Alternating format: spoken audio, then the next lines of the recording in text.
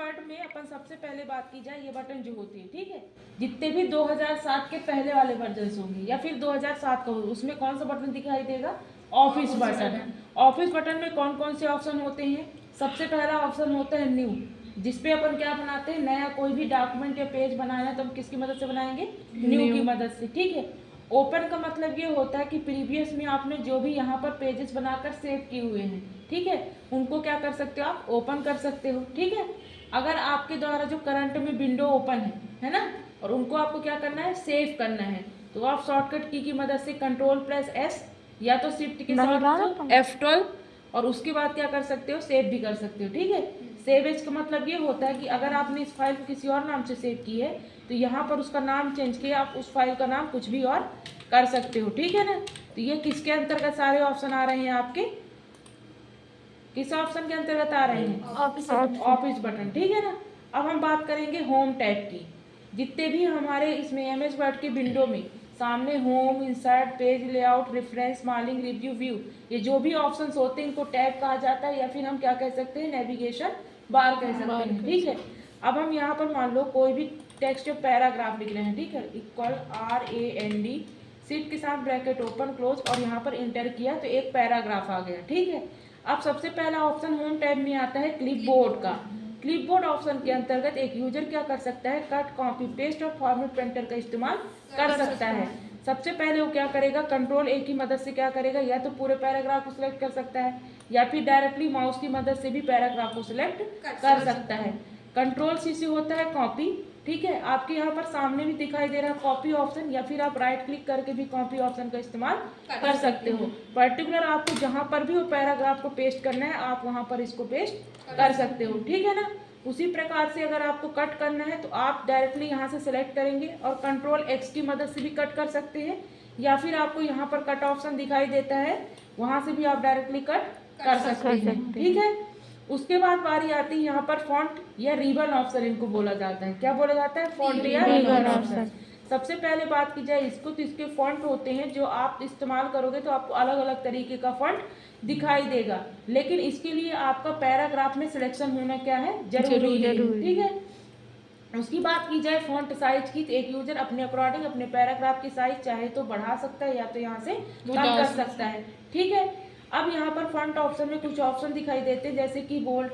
आप Ctrl+B की मदद से भी अपने पैराग्राफ को बोल्ड कर सकते हो या फिर उसको बोल्ड से हटा भी सकते हो, ठीक है।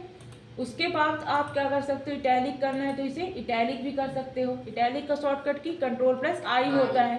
अंडरलाइन करना है तो आप Ctrl+U करोगे तो अंडरलाइन हो जाएगा। अब अंडरलाइन करने के दौरान आपको कैसी अंडरलाइन चाहिए वो भी कर सकते हो। उसके अलावा आप अपने अंडरलाइन में कलर भी यहाँ से दे सकते हो, ठीक है।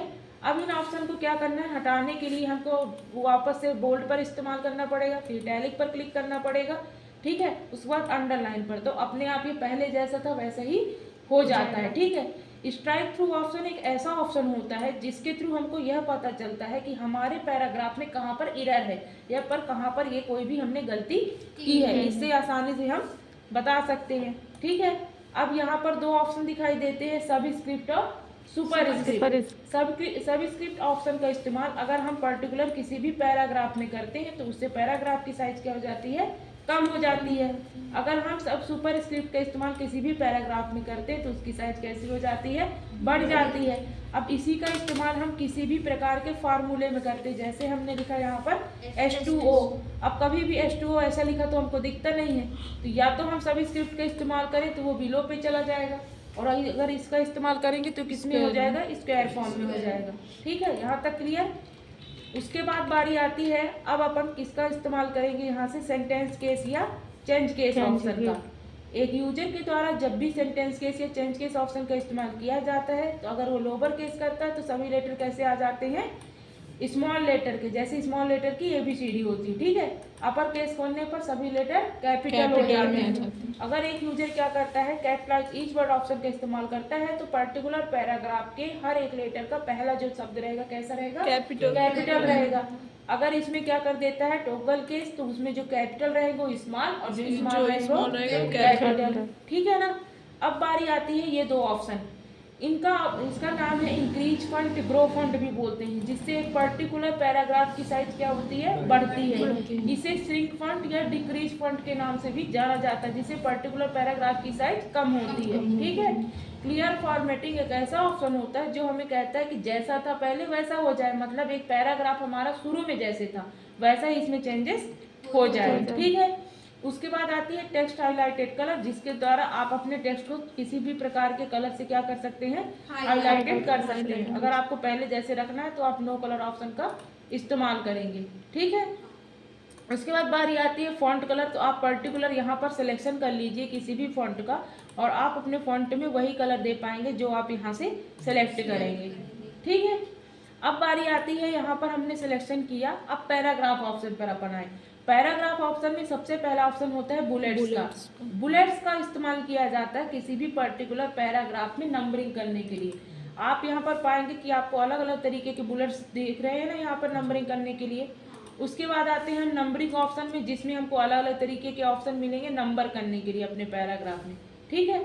उसके बाद बारी आती है मल्टी लेवल लिस्ट, एक लिस्ट के अंदर उसकी सब लिस्ट बनाना, क्या कहलाता है, मल्टी लेवल लिस्ट। जैसे आपने यहाँ पर कर्सर किया, आपने थर्ड पॉइंट ले लिया, फोर्थ ले लिया, फिफ्थ ले लिया, आप जितने चाहें उतने यहाँ पर नंबरिंग कर सकते हैं। उसके बाद बारी आती है इंटेंट ऑप्शन की। एक होता है डिक्रीज इंटेंट और एक होता है इंक्रीज इंटेंट। डिक्रीज इंटेंट एक ऐसा ऑप्शन होता है जिसके थ्रू आप पैराग्राफ को जब सेलेक्ट करते हैं तो आपका पैराग्राफ पर्टिकुलर पेज पे ही होता है। ठीक है। जबकि आप इंक्रीज इंटेंट का जैसे इस्तेमाल करते हो तो आपका पैराग्राफ पेज से बाहर हो सकता है। ठीक है ना। उसको वापस लाने के लिए एक यूजर चाहे तो कीबोर्ड से Ctrl+Z का इस्तेमाल करे, या तो फिर डायरेक्टली डिक्रीज इंटेंट का भी इस्तेमाल कर सकता है। ठीक है ना। अब यहाँ पर एक ऑप्शन यहाँ दिखाई दे रहा है, यहाँ पर 4 अलाइनमेंट ऑप्शन होते हैं, लेफ्ट, फिर सेंटर, फिर राइट और जस्टिफाई। आप कुछ शॉर्टकट की मदद से भी इनका इस्तेमाल कर सकते हो, जैसे Ctrl+L करने पर लेफ्ट अलाइन, Ctrl+E करने पर सेंटर अलाइन, Ctrl+R करने पर राइट अलाइन और Ctrl+J। अब पढ़ेंगे क्या, MS वर्ड का इंसर्ट टैब के बारे में। ठीक है। MS वर्ड के इंसर्ट टैब में सबसे पहले होता है पेजेस ऑप्शन। पेजेस ऑप्शन के अंतर्गत 3 ऑप्शन आते हैं, कवर पेज, ब्लैंक पेज और पेज पेज। कवर पेज क्या होता है, पहले से डिजाइन वाला पेज होता है जिसमें सिर्फ एक यूजर को क्या करना होता है, पर्टिकुलर कुछ चीजें एडिट करनी होती है। जैसे कि यहाँ पर लिखा है टाइप द डॉक्यूमेंट टाइटल, आप यहाँ पर क्या लिख सकते हो, चाहो तो कंप्यूटर का नाम भी यहाँ से लिख सकते हो। ठीक है। उसके अलावा अगर आपको पर्टिकुलर इसका कलर चेंज करना है तो आप यहाँ से फॉर्मेट ऑप्शन पे जाके इसका सेव फिल करना है नहीं करना है ना, इसमें आउटलाइन कैसी रखनी है नहीं रखनी, ये सारी चीज़ें आप यहाँ पर अप्लाई कर सकते हो। ठीक है ना। तो अगर आप यहाँ पर प्री डिफाइंड रहता है, आपको जैसा भी चेंजेस करना है आप यहाँ से इसको चेंजेस कर सकते हो। ठीक है। अब इंसर्ट ऑप्शन के अंतर्गत दूसरा ऑप्शन होता है ब्लैंक पेज। ब्लैंक पेज एक ऐसा पेज होता है जिसमें किसी भी प्रकार के पैराग्राफ, टेक्स्ट कुछ भी नहीं लिखा रहता। ये कैसा पेज होता है, खाली पेज होता है। ठीक है ना। पेज ब्रेक, पेज ब्रेक ऐसा पेज ब्रेक होता है जिसमें एक पेज के खत्म होने के बाद जस्ट क्या रहेगा, एक ब्रेक लाइन यहाँ पर शो होगी, उसके बाद दूसरा पेज आएगा। एक यूजर चाहे तो यहाँ पर अगर उसे जितने भी पेज ब्रेक करके पेजेस लिखने हैं लेने हैं तो वो यहाँ से ले सकता है। जैसे ही पेज ब्रेक करके पेजेस लेता है तो यहाँ पर उसकी क्या होती है, नंबर शो होते हैं कि कितने पेजेस हैं। ठीक है ना। अब बारी आती है किसकी, पेज टेबल ऑप्शन की। ठीक है। अगर हम बात करें टेबल ऑप्शन की तो टेबल बनाने के कई सारे तरीके होते हैं। एक टेबल जब भी हम बनाते हैं उसमें रो कॉलम की हमको ज़रूरत पड़ती है। ठीक है ना। अगर हम बात करें इंसर्ट रो और कॉलम की तो हम यहाँ पर डायरेक्टली ही भी कर सकते हैं। ठीक है। उसके बाद बात की जाए तो हम इंसर्ट टेबल में इस्तेमाल करेंगे, अब एक यूजर को कितने पर्टिकुलर ऑफ कॉलम, तो आप यहाँ से अपने नंबर दे सकते हो, कितने पर्टिकुलर ऑफ रोज चाहिए आपको आप यहाँ पर दे सकते हैं। ठीक है। अब इसमें 3 ऑप्शन यहाँ पर दिखाई देते हैं, आउट ऑफ फिट बिहेवियर, जिसमें आप फिक्स्ड कॉलम बिट जब करते हो तो आपका जो टेबल रहेगा आपके जो पेजेस के लेआउट के हिसाब से यहाँ पर अपने आप को फिक्स कर लेता है। ठीक है ना। उसके बाद बारी आती है, अगर आप इस वाली टेबल की जगह दूसरी टेबल लेते हो, यहाँ पर हमने क्या सिलेक्शन किया, इंसर्ट टेबल में लिखा out of fit to content. अगर आप ये ऑप्शन सेलेक्ट करते हो तो जब आप यहाँ पर कुछ टाइप करोगे तो वो अपने आप वो साइज उसकी बढ़ती जाएगी। ठीक है। तो ये कौन सा हो गया आपका, out of fit to content, एक कंटेंट के हिसाब से अपने आप को ये टेबल क्या करेगी, एडजस्ट करेगी। ठीक है। तीसरा ऑप्शन आपको यहाँ पर मिलेगा out of fit to window. ये इसमें ये पर्टिकुलर ऑप्शन में क्या होगा कि आपकी जो टेबल रहेगी तो आपके विंडो के हिसाब से ही रहेगी, है ना। इसमें आप लिखते जाओगे तब वो बढ़ती जाएगी, वरना वो उसी के हिसाब से वहाँ पर स्टेबल रहेगी, ठीक है। दूसरा ऑप्शन होता है टेबल बनाने के लिए, यहाँ पर आता है इंसर्ट टेबल के अलावा ड्रॉ टेबल। ड्रॉ टेबल में हम चाहें तो आसानी से एक टेबल को ड्रॉ कर सकते हैं और बना सकते हैं, ठीक है। अब टेबल बनाने के दौरान हमारे माइंड में बहुत सारे क्वेश्चंस आते हैं कि क्या हम अपने पेन का कलर बदल सकते हैं। तो यहाँ पर जैसे ही हम टेबल बनाते हैं तो दो ऑप्शन दिखाई देते हैं, एक होता है डिजाइन और एक होता है लेआउट। ये दोनों ऑप्शन टेबल टूल ऑप्शन के अंतर्गत आते हैं। अगर हम बात की करें पेन कलर की, तो हम यहाँ पर पर्टिकुलर जो कलर सेलेक्ट करेंगे तो हमारी पेन का कलर वैसा ही हो जाएगा। उसके अलावा अगर हमको क्या करना है कि उस पेज की विड्थ बढ़ानी है ना, हमारे पेन की जो साइज हो कैसी हो जाए, थोड़ी सी बड़ी हो जाए, ठीक है। उसके अलावा अगर हमको लाइन ज़्यादा लेनी है तो हम लोग यहाँ से लाइन का भी सिलेक्शन कर सकते हैं। और अगर आपको कलर दूसरा चाहिए पेन का तो अगेन आप यहाँ से पेन का कलर भी चेंज कर सकते हो। और अब आपको जैसे भी रो और कॉलम ड्रॉ करने हैं आप यहाँ से ड्रॉ कर सकते हो, ठीक है। इन्हें हटाने के लिए यहाँ पर एक ऑप्शन होता है इरेजर ऑप्शन, जिससे हम पर्टिकुलर इरेजर का इस्तेमाल करके उन सारी लाइनों को हटा सकते हैं जो हम अपनी टेबल में नहीं चाहते हैं।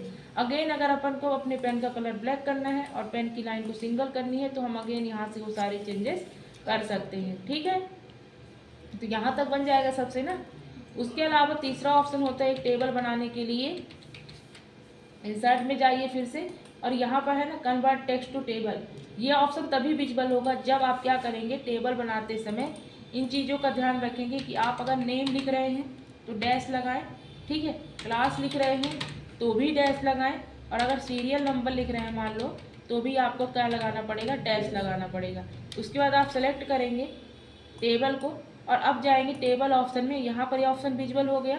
अब कन्वर्ट टेक्स्ट टू टेबल में ऑप्शन में जाके यहाँ पर अदर में आपको क्लिक करना है और ओके करना है। जैसे ही आप ओके करोगे देखो अपने अपने रो में वैसे ही यहाँ पर चेंज हो गए हैं, ठीक है ना। ये तीसरा ऑप्शन हो गया। उसके बाद बारी आती है आपको एक चौथे तरीके से भी आप टेबल बना सकते हैं। यहाँ पर दिया हुआ है क्या, एक्सेल स्प्रेडशीट। जैसे आप एक्सेल का जो सॉफ्टवेयर ओपन करते हैं तो आपको दिखाई देती है शीट, सेम यहाँ पर आप डायरेक्टली भी MS वर्ड में वो एक्सेल को ओपन कर सकते हैं, ठीक है ना। अब जैसे आप एक टेबल बना रहे हैं तो टेबल बनाते समय जैसे आपको यहाँ पर रो कॉलम मिलता है, ठीक है।